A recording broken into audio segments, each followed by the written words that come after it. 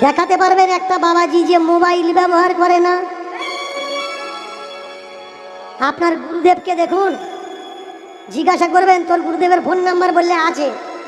সে কচি মোবাইল ব্যবহার করলেও করে। সাধু তো ভজনের মাধ্যমে তোমার ডাকবে ভাই। যে সাধু ব্রহ্মাকে খেতে দেবে না বলে পালিয়ে গিয়ে উঠেছে, ওকে ও তো ভাগোড়া।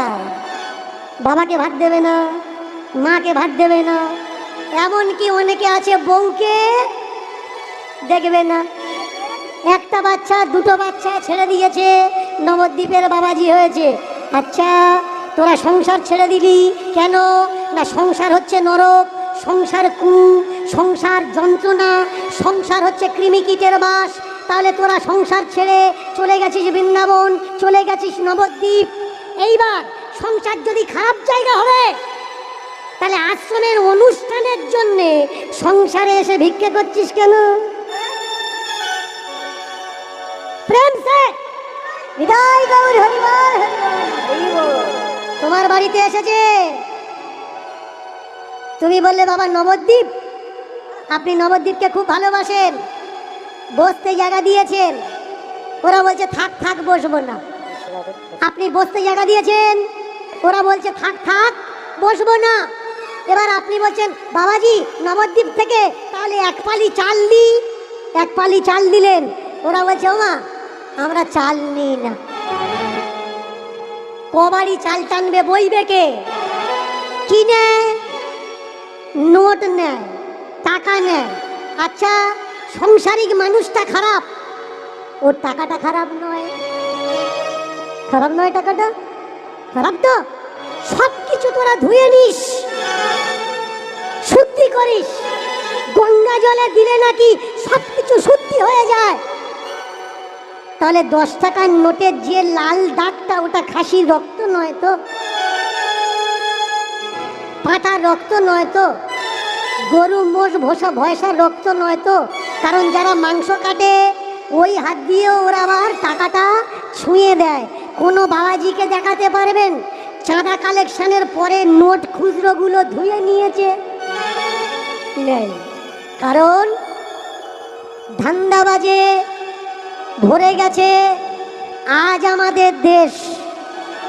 মন দিয়ে শুনবেন, ধান্দাবাজে ভরে গেছে আজ আমাদের দেশ। আমরা এদের কিছু বলতে পারছি না, কারণ এরা পড়েছে সাধুর বেশ। আমরা মনে করি সাধু মানে ভগবান, নয় সাধারণ ইনসান। আমরা মনে করি সাধু মানে ভগবান, নয় সাধারণ ইনসান। কিন্তু দীনকৃষ্ণ ঠাকুর চোখ খুলে দিয়েছে, দেখিয়ে দিয়েছে সাধকের পোশাকের ভিতরে আসলে ওটা শয়তান। মানবেন কি মানবেন না ওটা আপনার ব্যাপার। দ্বিতীয়বার দীনকৃষ্ণ ঠাকুরের কীর্তনের আসরে গিয়ে দাঁত বের করার জন্য 1000বার চিন্তা করবেন কে এই দীনকৃষ্ণ ঠাকুর, কেন এই সব কথাগুলো বলছে, আর কাদের জন্য বলছে? আমার জন্যে না ভাই, আমি আমার জন্য বলছি না। তোমার ছেলে 2 দিন বাদে সাধু হয়ে যাতে তোমাকে লাঠি মেরে ওই নবদ্বীপে চলে না যায়, তার জন্য দীনকৃষ্ণ ঠাকুর বলছে। দীনকৃষ্ণ ঠাকুর তোমার জন্য বলছে যাতে তুমি বড় হলে বুড়ো হবে, আর বুড়ো হলে তোমার ছেলে যাতে তোমার মুখে ভাত দিয়ে দেয়, সে যাতে তার গুরুদেব শেখানো বলি না বলতে পারে। ওটা তো মায়ার বাবা মা, ও বাবা মা আসল বাবা মা নয়। কৃষ্ণই হলো তোর পরম পিতা, কৃষ্ণই হলো জগৎ পিতা। আমি বলবো ভাই কৃষ্ণ আমাদের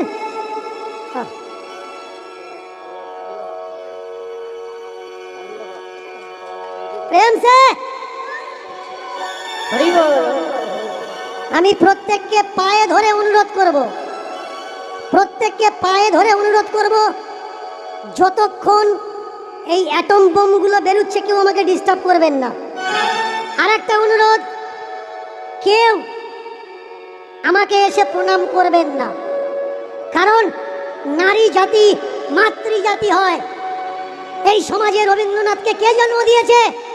আপনাদের মতো মায়েরা। সেই জায়গায় যদি দেখি কোনো মা কাউকে প্রণাম করছে, এ বড় লজ্জার বিষয়।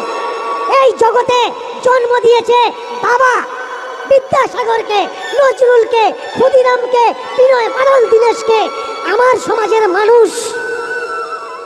আমি চাই না তারা মাথা নোয়াক একটা গর্ধবের পায়ে। আমি তো ক্ষুদ্র প্রাণী, আমার কথাগুলো যদি সত্যি আপনাদের ভালো লেগে থাকে তাহলে জীবনকে পরিবর্তন করুন, দশাকে পরিবর্তন করুন। আমাকে প্রণাম করবেন না। আজকের কীর্তন শোনার পর থেকে বাড়িতে গিয়ে চেষ্টা করবেন আপনার ছেলেটা যেন দীনকৃষ্ণ ঠাকুর হয়। আজকের একটা দীনকৃষ্ণ ঠাকুর পুরো ওয়ার্ল্ডে দাঁড়িয়ে ওদের চোখের ঘুম কেড়ে নিয়েছে। আর আপনাদের চেষ্টায় প্রত্যেক বাড়ি যদি একটা করে ঠাকুর তৈরি হয়, ওরা পারবে আপনার আমার সমাজকে সর্বনাশ করতে? নিশ্চয়ই পারবে না। মন দিয়ে শুনুন। আপনি নবদ্বীপ গেলেন, আপনি বৃন্দাবন গেলেন, গিয়ে কি করলেন? একটা কাঁসার গোপাল, একটা পিতলের গোপাল, একটা পাথরের গোপাল কিনে এনেছেন। এনে ভোরের বেলা কালি দিয়ে গোপালকে জাগাচ্ছেন। রাই জাগো শাম জাগো বলে, সুকোসারি বলে গোপালকে জাগিয়ে দিলেন, মুখ ধুতে দিলেন, খাবার দিলেন, দুপুরবেলা তাকে খেতে দিলেন, রাত্রিবেলা তাকে আবার ঘুম পাড়িয়ে দিলেন মশারির ভিতরে। বলুন তো, গোপালের জামাটা আলাদা, ছোট্ট একটা বালিশ করে দিয়েছেন, ছোট্ট বিছানা করে দিয়েছেন, ছোট্ট খাট, ছোট্ট সিংহাসন, গোপালের জন্য সব কিছু ছোট্ট ছোট্ট থালা, বাটি, গ্লাস। বলুন তো, গোপালের প্যাম্পাস পরিয়ে কে ঘুম পাড়ায়? গোপালকে কেউ হাগিস পরায়? কিন্তু আপনার বাচ্চা, ছোট বাচ্চাটাকে আপনি হাগিস পরিয়ে শোয়ান কেন? না রাত্রিরে যদি শুশু করে। কিন্তু গোপালকে কেউ হাগিস পরায় না। কেন পরায় না? ওটা সকলে জানে গোপাল শুশু করে না। গোপালকে খেতে দেন। একটা মানুষকে বাস্তবে খাওয়াবেন, খেতে দিলে দুটো রাস্তা আছে, একটাই জল বেরোবে, একটাই মেটেরিয়াল বেরোবে, মানে একটা পেশাব আর একটা পায়খানা, দুটো রাস্তা আছে। সেই টয়লেট আর বাথরুম, ল্যাট্রিন, দুটো জায়গা দিতে হবে। এবার বলবেন, যারা যারা গোপাল সেবা করেন, গোপালের জন্য আলাদা টয়লেট বাথরুম করেছেন নাকি আপনার গোপাল অন্য বাড়ি গিয়ে রাস্তার সামনে ঝাড়বে?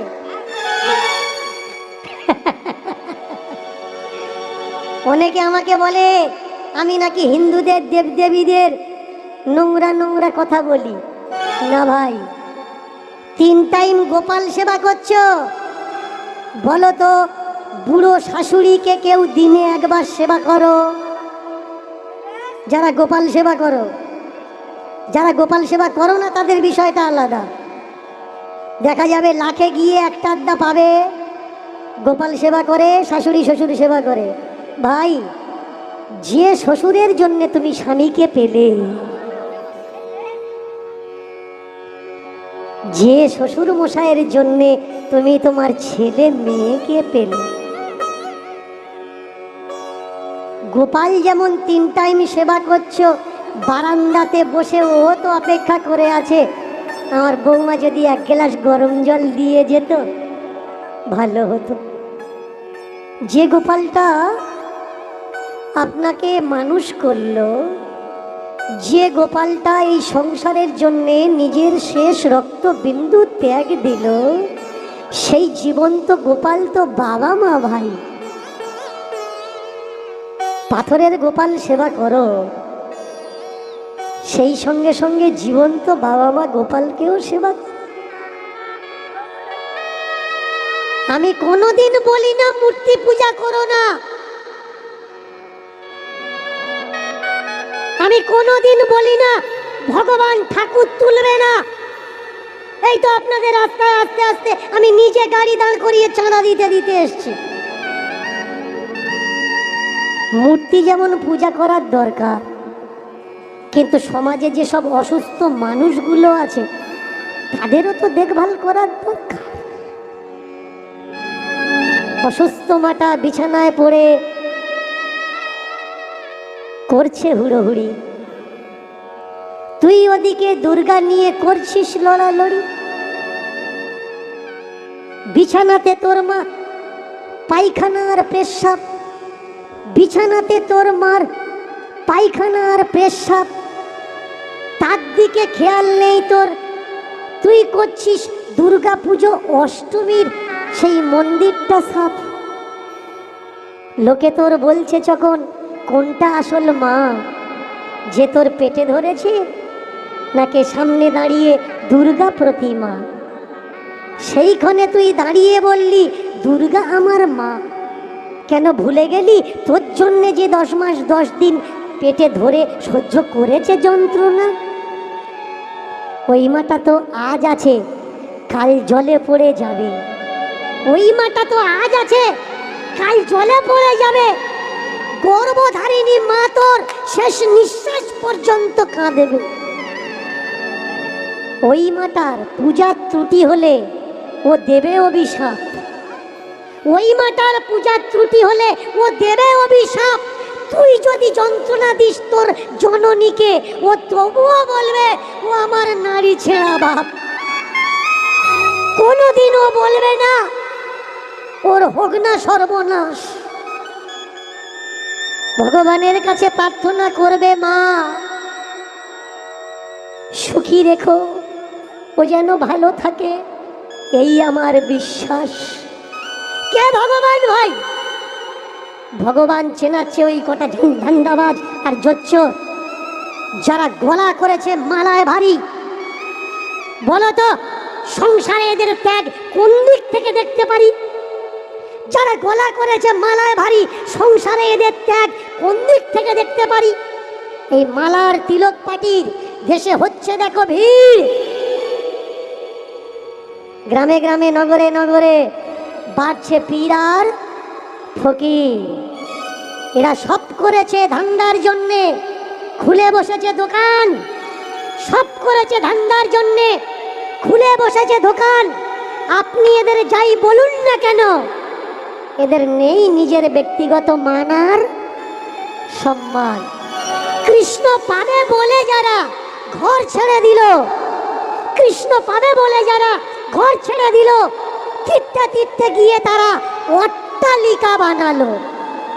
সেই অট্টালিকাতে এদের আছে অনেক ব্যাংকার ব্যালেন্স, তার হিসাবের জন্য মাইনে দিয়ে এরা রেখেছে অ্যাকাউন্টেন্ট। জানেন না আপনি আর আমি, তাই মনে করি ওখানে বুঝি আছে ভগবান। জানেন না আপনি আর আমি, তাই মনে করি ওখানে বুঝি আছে ভগবান। এর জন্য জীবনের সব কিছু লুটিয়ে দিচ্ছি ওই জায়গাতে ধন। তুমি দিলে টাকা করি, তুমি দিলে ওদের ভাত। তুমি দিলে টাকা করি, তুমি দিলে ওদের ভাত। ওরা তবু তোমায় দেখিয়ে বলছে সংসারিক মানুষেরা নিজ যা। মরলে নাকি এরা সবাই ঢুকবে নরকেতে, মরলে নাকি এরা সবাই ঢুকবে নরকেতে। এরাই যাবে স্বর্গরে, এরাই যাবে স্বর্গদ্বারে। কারণ বিষ্ণু আসবে এদের জন্য রথ নিয়ে। জিজ্ঞাসা করবেন আমি নরকে যাব, তুমি স্বর্গে যাবে, এর প্রমাণটা কি? বলবে খুলে দেখো ভাগবত, ব্যাসজি লিখে রেখেছে। কেই ব্যাস? আগে বোঝা লাগবে জাতের বিচার কিভাবে করা হচ্ছে। একটা বৈষ্ণবকে যদি বিশ্বাস না করেন, পাড়ায় যদি বৈষ্ণব থাকে চেক করে দেখে নেবেন, আপনার হাতে খাবে না। কেন? এটা গুরুদেবের মানা রে ভাই, গুরুদেবের মানা। এটা গুরুদেবের মানা রে ভাই, গুরুদেবের মানা। এটা গুরুদেবের মানা রে ভাই, গুরুদেবের মানা। এটা গুরুদেবের মানা রে ভাই, গুরুদেবের মানা। দীক্ষার পরে, দীক্ষার পরে ডাক্তার হাতে খাওয়া যাবে না। দীক্ষার পরে ডাক্তার হাতে খাওয়া যাবে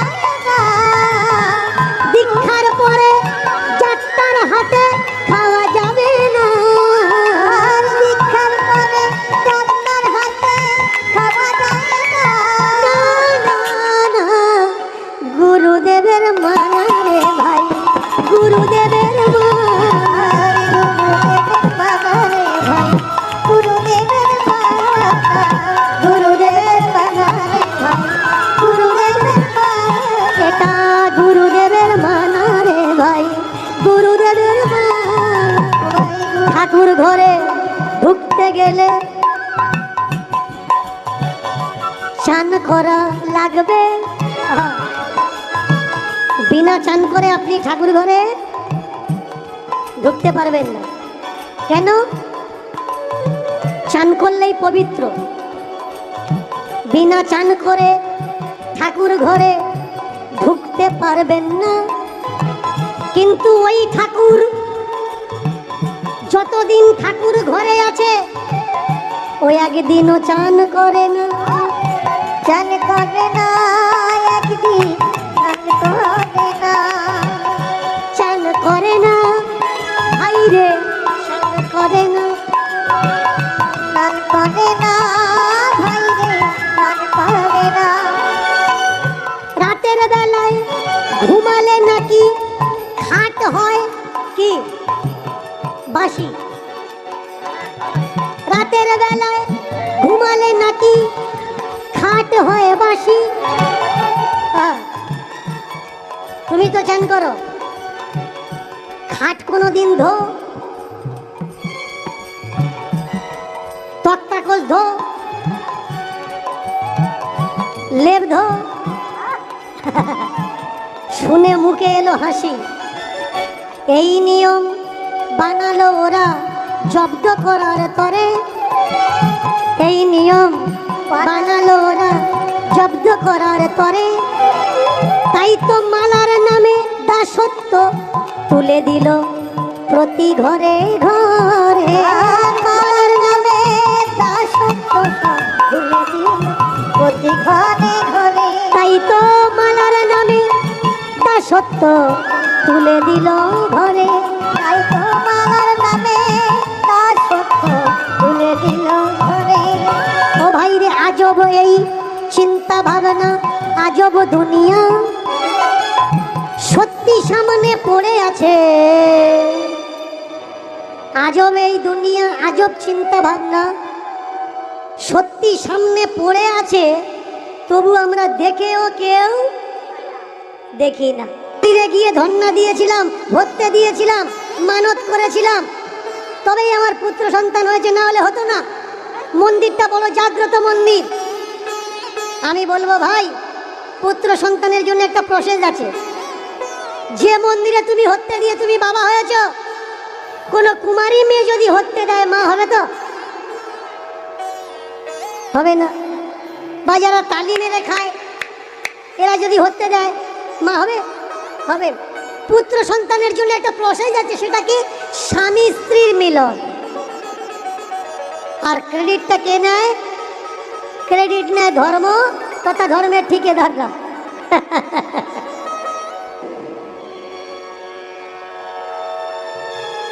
চলে আসুন এখানে, চলে আসুন, কোনো সমস্যা থাকলে আসুন না। তাহলে বসে বসে তখন থেকে গুলতুনি করছেন ওখানে, না কীর্তন শুনছেন না কাউকে শুনতে দিচ্ছেন। সব জায়গায় হাসতে নেই, হাসার পজিশন আছে। এবং ভালো না, যাদের ভালো লাগছে না উঠে চলে যাচ্ছে, কি আছে? একটা মানুষ সকলের কাছে ভালো হতে পারে? তা আপনার যদি ভালো না লাগে আপনি বসে আছেন কেন? আর পাঁচজনে ডিস্টার্ব করছেন, ওরা চলে যাচ্ছে, আপনিও চলে যান, কেউ বাধা দেবেন আপনাকে। ধৈর্য ধরে বসুন, শেষ পর্যন্ত যদি আপনার মতো কিছু না পান তখন আপনি আমায় বলবেন যে অত দূর থেকে এলাম, আপনি কি দিলেন আমাকে? নিজে শুনছেন না, অথচ কাউকে শুনতে দিচ্ছেন। প্রেম সে এটাই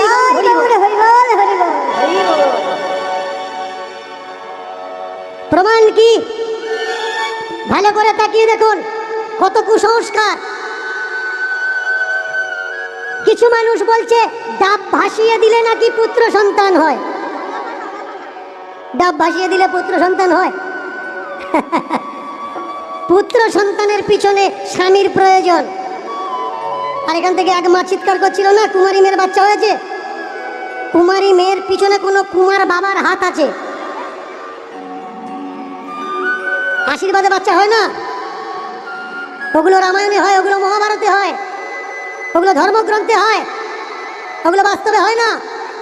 বাস্তবটা বড় কঠোর, বাস্তবটা বড় সত্য, বাস্তবটা বড় যন্ত্রণাদায়ক। এগুলো বাস্তবটা বড় যন্ত্রণাদায়ক, এটা আগে বোঝা লাগবে আপনাদের। যে জন্যে আমি পাড়ায় পাড়ায়, নগরে নগরে, গ্রামে গ্রামে ছুটে গিয়ে চিৎকার করি, চেল্লাই, কিসের জন্যে? ওই কটা ফাজিল মানুষের দাঁত বের করে দেখার জন্য না।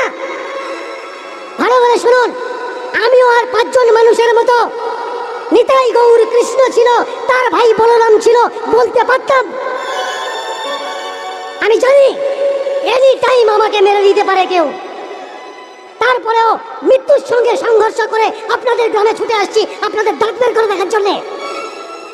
ভালো করে মন দিয়ে শুনুন, যাতে আপনাদের ছেলে মেয়েকে আগামী দিনে কেউ গোলাম না বানাতে পারে, তার জন্য আমি চিৎকার করছি। যিনি আমাদের শিক্ষা এনে দিয়েছেন প্রথম ধাপ, বিদ্যাসাগর বাবা তার মুখ দেখেনি। ভালো করে শুনুন, এই আজকের আমরা যারা ফুলের মালা পরে গলায় দিয়ে প্রণাম করছি না, এরা একদিনে পূজা পায়নি। রাজা রামমোহন রায় তার নিজের পেটে ধরা মা বলেছে ওর মাথা কেটে এনে দাও, এত টাকা উপহার দেব। সত্যি কথা শুনতে গেলে যেমন মজবুত হওয়ার দরকার, সত্য কথা বলতে গেলে মজবুত কলিজা হওয়ার দরকার। এই এখানে দাঁড়িয়ে এক ভাই বলছিল না যে দীনকৃষ্ণ ঠাকুরের জন্য আমরাও গালাগালি খাচ্ছি। কে কাকে গালাগালি দেয় যেন? যার কাছে বলার জন্য কিছু আর থাকে না, যার কাছে প্রশ্নের উত্তর নেই, সে দেয় গালাগালি। ধর্মশাস্ত্রের নোংরামো ভালো করে মন দিয়ে শুনুন। যারা দূর থেকে এসছেন, মা দুর্গা গণেশকে জন্ম দিয়েছে, দেবী ভাগবত দেখে নিন। শুধু দেবী ভাগবত নয়, 6খানা গ্রন্থ আছে দুর্গাকে জানার জন্য, কিভাবে দুর্গা মহাদেবের গণেশের জন্ম দিয়েছে। মা চান করার সময় গা ঢলা দিয়ে গায়ের থেকে নোংরা উঠেছে, আর সেই নোংরা ময়লা মাটি থেকে মা দুর্গা গণেশকে তৈরি করেছে। এবার বলুন তো, একটা গণেশ তৈরি করতে গেলে ক কেজি ময়লার দরকার হয়? মা কতদিন চান করেনি, গা ডলেনি, যে এত ময়লা মায়ের গায়ে স্টক ছিল? যদি কেউ প্রশ্ন করে তাহলে সে নাস্তিক না। এই অযৌক্তিক অযৌক্তিকতার কথা তুলে দেওয়ার দরকার। তাহলে কোনো পড়াশুনো জানা ছেলেটা আপনাকে প্রশ্ন করতে পারবে না। বলুন তো, বজ্র কে মারে পৃথিবীতে? 8টা বজ্র আছে, কিন্তু বর্ষার সময় বজ্র দিয়ে কে আঘাত করে পৃথিবীতে? দেবরাজ, ইন্দ্র। আপনার ধর্মশাস্ত্রে লেখা আছে ভাই, আমার ধর্মশাস্ত্রে লেখা আছে দেবরাজ ইন্দ্র বজ্র দিয়ে মানুষের উপরে প্রকোপ আঘাত করে। এবার আপনার ছেলেটা মাধ্যমিক পড়ছে, ও এসে আপনাকে বলছে বাবা ইন্দ্র বজ্র মারে না, প্লাস আর মাইনাস ক্লাউড দুটো পাশাপাশি আসলে বিদ্যুৎ তৈরি হয়, আর এই চমককে মানুষ বজ্র বলে মনে করে। বলুন, ধর্ম সত্যি নাকি আপনার বিজ্ঞান সত্যি? তাহলে আপনি যদি ধর্ম মানেন, আমার বিচারে আপনার ছেলেকে স্কুলে পাঠানো উচিত না। কারণ স্কুলে কি শেখাবে? বিজ্ঞান ধর্মের খিলাফ শেখাচ্ছে। আর যদি মনে করেন বিজ্ঞান মানবেন, তাহলে সেদিন আমার পাশে এসে দাঁড়াবেন যে আমাদের ধর্মগ্রন্থের দিকে কেউ যেন আঙুল তুলতে না পারে। গলায় মালা নিয়ে একাদশী ব্রত করছেন তো? জোরে বলুন। মরবেন আমার কি, করুন একাদশী, অষ্টমী, জন্মাষ্টমী, সারাদিন না খেয়ে আছেন। সারাদিনের পরে কি খাচ্ছেন? ময়দা, তাই তো? ময়দা খাচ্ছেন। কোনো পেটের ডাক্তারকে জিজ্ঞেস করবেন সারাদিন না খেয়ে থেকে তারপরে ময়দা খেলে কি হয়? এমনিতে খাদ্য বিভাগের চর্চা করে দেখা গেছে ময়দা কোনো সুস্থ মানুষের খাওয়া উচিত না। কারণ রক্তের ভিতরে দুটো কোলেস্ট্রল থাকে, একটা ব্যাড কোলেস্ট্রল, একটা গুড কোলেস্ট্রল। আর ময়দা শরীরে রক্তের ভিতরে ব্যাড কোলেস্ট্রলকে বাড়িয়ে দেয়। তার জন্যে হাড়ের ভিতরে যে 6টা পাইপ নল ব্লকেজ আছে, এর মুখ জাম হয়ে যায়, গিয়ে মানুষের হার্ট অ্যাটাক হয়, তার জন্য বাইপাস সার্জারি বা বুকে মেশিন বসানো লাগে। বলুন তো, যে বাবাজিটা বলছে চান করবে তারপরে ঠাকুর ঘরে ঢুকবে, তুমি দীক্ষা নাওনি, দীক্ষা নাও তবে তুমি গোবিন্দ সেবার অধিকারী হবে। বলুন তো, ফুল চাষ কোন দিকে হয়? হাওড়া, হুগলি, মেদিনীপুরের দিকে হয়। তাহলে চান করে যদি ঠাকুর ঘরে ঢুকতে হয়, যে বিকেলবেলায় ফুল তোলে তারপরের দিন সকালবেলা ফুলের মার্কেটে ফুল পাঠাবে বলে ও বিকেলবেলা চান করে তোলে? তো নিশ্চয়ই তোলে না। যে ঠাকুর ঘরে চান করে ঢুকতে হবে, মিষ্টির দোকান থেকে মিষ্টি কিনছো, ওই মিষ্টির দোকানে যে ময়রা মিষ্টিটা বানাচ্ছে চান করে বানাচ্ছে তো। আগে বুঝতে হবে। শুধু তাই না, বাবাজি গোপালের ভোগ তৈরি করছে, ঠাকুরের ভোগ তৈরি করছে, মুখে ভালো করে রুমাল বেঁধে নিয়েছে, হাত পা ভাঙলে ব্যান্ডেজ করে জানি, মুখে ব্যান্ডেজ কেন? এই কিছুদিন আগে করোনা ছিল, তখন মুখে ব্যান্ডেজ ছিল, কিন্তু এদের সারা বছর করোনা, যত বছর করোনা নয়, কিন্তু ঠাকুরের করোনা, ঠাকুরের করোনা, মুখে ব্যান্ডেজ করে ঠাকুরের প্রসাদ বানানো লাগবে। এবার বলুন তো, এখন তো কাঠ অত আর পাওয়া যায় না, যায় কি? যায় না। গ্রামের সাইডে যে দিদিমা ঠাম্মারা ঠাকুর ভক্ত হয়েছে, সবার গাছপালা নেই, কিন্তু বেশিরভাগ দিদিমা ঠাম্মারা দেখবেন ভোরের বেলা ফুল চুরি করে। এদিকে হয়তো নি, অন্য অন্য সাইডে আমি দেখেছি। আচ্ছা, তুই যদি গোবিন্দের ভক্ত হলি, গোবিন্দের সেবা দিবি, গোবিন্দ তোর বলেছে ফুল চুরি করে নিয়ে? গোবিন্দ তো বলেনি ভাই তুই রাস্তার কাছে, রাস্তার পাশে দুটো ফুল গাছ লাগিয়ে দে না, ওই ফুলে তোর গোবিন্দ, ও ফুল লাগাবে না, কিন্তু যে লাগাবে সারা বছর চুরি করে ওখান থেকে নেবে। যার ফুলে গোবিন্দ সেবা হচ্ছে ও যাবে নরকে, আর যে চুরি করে তুলে এনে গোবিন্দ দিচ্ছে ও যাবে। শুধু তাই নয়, আপনার হাতে গোবিন্দ খাবে না, কারণ আপনি দীক্ষা নেননি। ঠিক আছে, এবার বলুন, গোবিন্দ সেবার জন্য যে গ্যাস সিলিন্ডারটা এনেছেন, গ্যাসে রান্না হচ্ছে এখন, তাহলে গোবিন্দ সেবার জন্য যে গ্যাস সিলিন্ডারটা আপনি এনেছেন, হতেও তো পারে ওইটা গত মাসে কোনো মুসলমান হোটেলে ছিল। বাবাজিরা আমাদের বলেছে, আমাকে বলেছে, দীনকৃষ্ণ জানে না আমরা গ্যাস সিলিন্ডার ঢোকানোর সময় তুলসী জল, গঙ্গা জল ছড়া দিয়ে ঢোকাই। তাহলে তুলসী জল আর গঙ্গা জল ছড়া দিলে যদি গ্যাস সিলিন্ডার শুদ্ধ হয়, যারা দীক্ষা নেয়নি ঠাকুর ঘরে ঢুকবে এরা, তাই এদেরও তো 2 ফোঁটা দিলে হয়। কেন হয় না ভাই? গঙ্গা জলে নাকি শরীর শুদ্ধ হয়, গঙ্গা জলে নাকি সব পবিত্র হয়। তাহলে যে দেশেতে এত গঙ্গা, সেই দেশেতে অপবিত্র মানুষ কিভাবে রয়? বিচার করেছেন?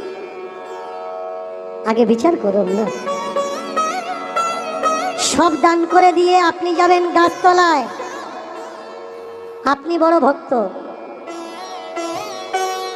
সবটা ওদের দিয়ে দেবেন, জায়গা জমি গাড়ি বাড়ি ওদের দান করে দেবেন, আপনি বড় ভক্ত।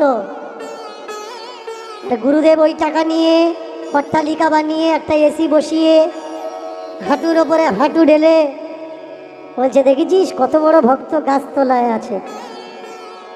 ওই গুরুদেবকে বলুন না যে গাছতলায় থাকলে যদি বড় ভক্ত হয়, আসুন আপনি আর আমি গাছতলায় ভজন করি, আপনি গরমের সময় এসি ঘরে কেন?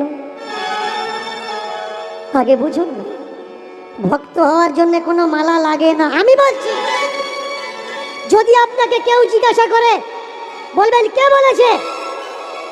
দীনকৃষ্ণ বলছে। ভক্ত হওয়ার জন্য গলায় কোনো মালা লাগে না। মহাভারত কারা পড়ছে জানেন? খোঁজ নিয়ে দেখবেন, যে ভাইকে ঠকিয়ে জায়গা নিজের নামে রেকর্ড করেছে বেশিরভাগই তারা মহাভারত পড়ছে।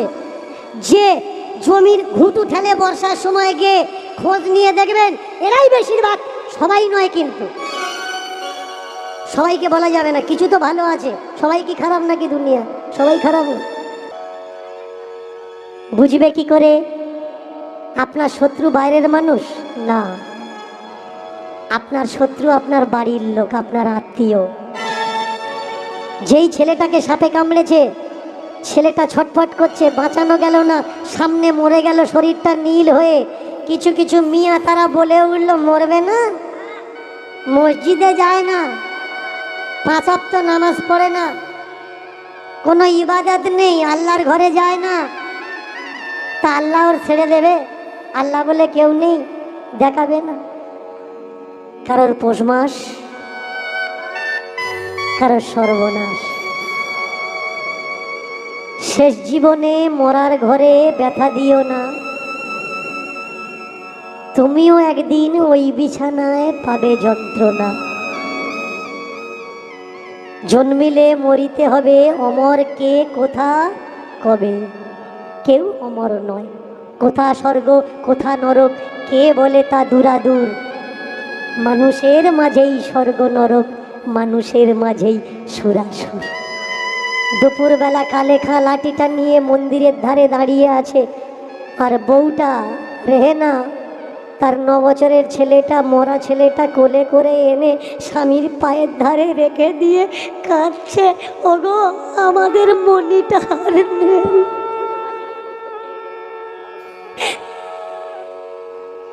সকালবেলায় খেলা করতে গেছিল, কোন সাপে কামড়েছে, কেউ কেউ বলছে আল্লাহ নাকি আমাদের উপরে প্রকোপ হয়েছে, তাই আমার ছেলেটা মারা গেছে। চলো না, ছেলেটাকে কোলে করে নিয়ে মসজিদে চলো না, মৌলবীর কাছে চলো না, গিয়ে বলো না আল্লাহ আমায় মাফ করে দাও, ছেলেটা যদি বাঁচে। মরা ছেলেটাকে কোলে নিয়ে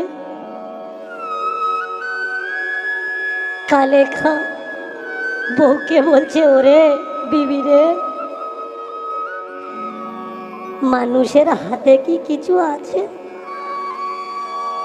দুদিনের মেহমান আমাদের কাছে এসেছিল, সময় হয়েছে আবার আল্লাহ পাক তাকে নিয়ে নিয়েছে।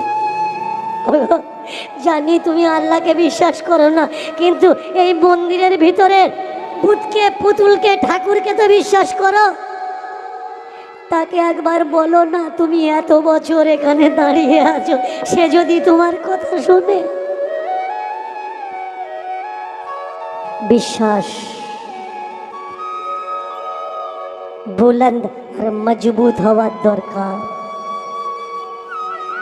কে বলেছে কেউ নেই? আছে একজন, সবার আড়ালে যিনি দাঁড়িয়ে। কেউ জানে না, কেউ বোঝে না তার মনের কথা। ভিন্ন ভিন্ন আকার দিয়ে আমরা প্রকাশী আমাদের ব্যথা। আজকের কালে মিয়া ছেলেটাকে কোলে ধরে মদন মোহন মন্দিরের দিকে তাকিয়ে দুপুরবেলা মদন মোহনকে বলছে, ওগো হিন্দুদের খোদা,